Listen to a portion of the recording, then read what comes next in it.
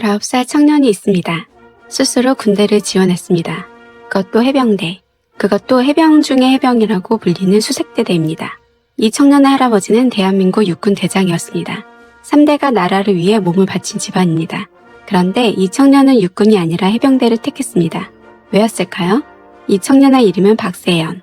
박정희 첫 번째 친손자입니다. 할아버지가 이 나라를 위해 평생을 바쳤습니다. 손자가 그 뜻을 이어받았습니다.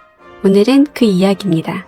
가슴이 뜨거워지는 이야기입니다. 끝까지 들어주세요. 2005년 한 아이가 태어났습니다. 이름은 박세연. 박정희 대통령의 첫 번째 친손자였습니다. 박정희 가문의 혈통을 이을 손자 탄생. 그런데 이 아이가 태어나기 전까지 사연이 있었습니다. 박근혜 대통령은 결혼하지 않았습니다. 오직 아버지 박지만 회장과 어머니 서양희 씨 사이에서 태어난 아이였습니다. 박정희 대통령의 유일한 친손자. 그 무게가 얼마나 컸을지 짐작이 갑니다. 그런데 그 아이는 무게를 피하지 않았습니다. 오히려 그 무게를 자청했습니다. 19살이 되던 해 스스로 군대를 지원했습니다. 박정희 대통령. 육군 대장으로 1963년 전역했습니다. 대한민국 군의 상징과도 같은 분이셨습니다.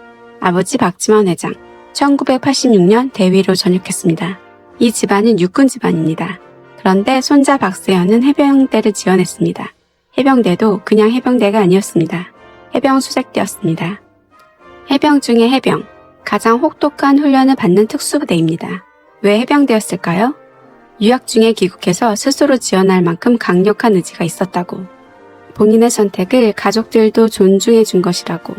할아버지가 육군의 길을 걸었다면 손자는 자신만의 길을 선택했습니다.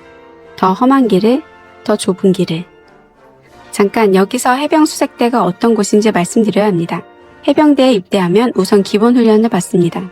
그리고 교육훈련단에서 6주간 추가훈련을 받습니다. 그런데 수색대는 여기서 끝이 아닙니다. 수색대 전용 교육과정을 무려 11주나 더 버텨야 합니다.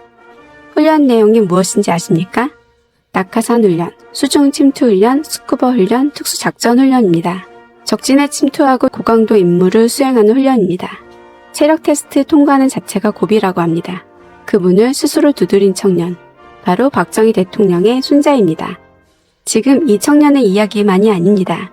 할아버지 박정희 대통령부터 아버지 박지만 회장까지 이 집안이 나라를 위해 걸어온 길을 되짚어 보겠습니다. 그 길이 얼마나 무겁고 또 자랑스러운지 지금부터 말씀드리겠습니다. 박정희 대통령, 1917년 경북 구미에서 태어났습니다. 가난한 집안이었습니다. 그런데 이 나라를 위해 모든 것을 바쳤습니다. 만주 군관학교, 일본 육군 사관학교, 그리고 한국 육군 사관학교, 평생 군인의 길을 걸었습니다. 1961년 이후 대한민국을 이끌었습니다. 경부고속도로를 놓았고 포항제철을 세웠습니다. 보릿고개를 넘기게 했습니다. 공과에 대한 평가는 사람마다 다릅니다. 하지만 한 가지는 분명합니다. 이 나라를 위해 목숨을 걸었다는 것. 1979년 그분은 총탄에 쓰러졌습니다. 육군 대장, 그리고 박세연의 할아버지. 그 할아버지의 피가 손자에게 흐르고 있습니다. 아버지 박지만 회장, 군인의 길을 걸었습니다. 1986년 대위로 전역했습니다. 그런데 전역 후 삶이 순탄하지 않았습니다. 1979년 21살의 아버지를 잃었습니다. 총탄에 쓰러진 아버지를 바라보던 21살의 청년.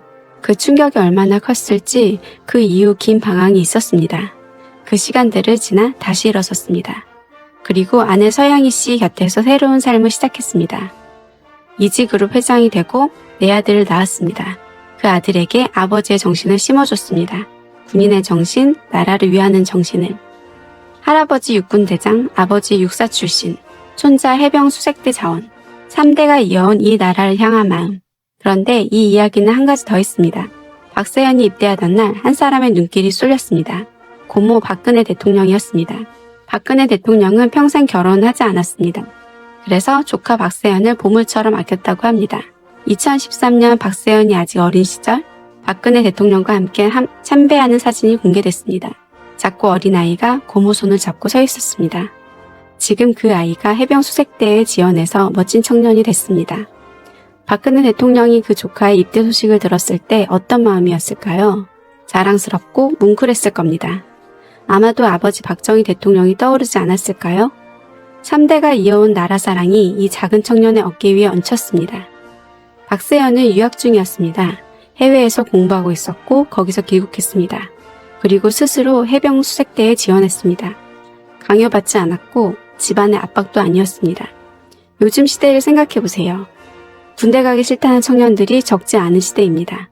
그런데 이 청년은 달랐습니다. 유학까지 중단하고 가장 험한 길을 자청했습니다. 왜였을까요? 할아버지 피가 그렇게 흐르는 겁니다. 나라를 위해 몸을 바치는 것이 당연하다고 배운 집안이었습니다. 말로만 가르친 게 아니라 직접 보여줬습니다. 할아버지가, 아버지가, 손자는 그 등을 보고 자랐습니다. 요즘 가문이라는 말이 많이 사라졌습니다. 돈이 있으면 가문이고 권력이 있으면 가문이라고 합니다. 그런데 진짜 가문은 다릅니다. 대대로 무엇을 소중하게 여기는지, 대대로 어떤 가치를 물려주는지 그게 진짜 가문입니다. 박정희 대통령은 이 나라를 위해 평생을 바쳤습니다. 아들 박지만 회장은 아버지의 뒤를 이어 군복을 입었습니다. 손자 박세연은 스스로 가장 험한 길을 선택했습니다. 돈은 물려준 게 아닙니다. 정신을 물려줬습니다. 나라를 사랑하는 마음을 물려줬습니다. 생각해보면 박정희 대통령이 계셨던 시절, 그 시절을 살아오신 분들이라면 아실 겁니다. 그분이 얼마나 이 나라를 생각했는지 그 마음이 손자에게까지 이어졌습니다. 3대가 이 나라를 위해 몸을 바쳤습니다. 박정희 대통령이 살아계셨다면 뭐라 하셨을까요? 아마 아무 말씀 없이 그냥 끄덕이셨을 겁니다. 그걸로 충분하셨을 겁니다. 이 나라에 이런 청년이 있다는 것, 이런 가문이 있다는 것, 그것만으로도 가슴이 뜨거워집니다. 이 이야기가 마음에 남으셨다면 구독과 좋아요 한 번만 눌러주세요. 끝까지 함께 해주셔서 진심으로 감사합니다.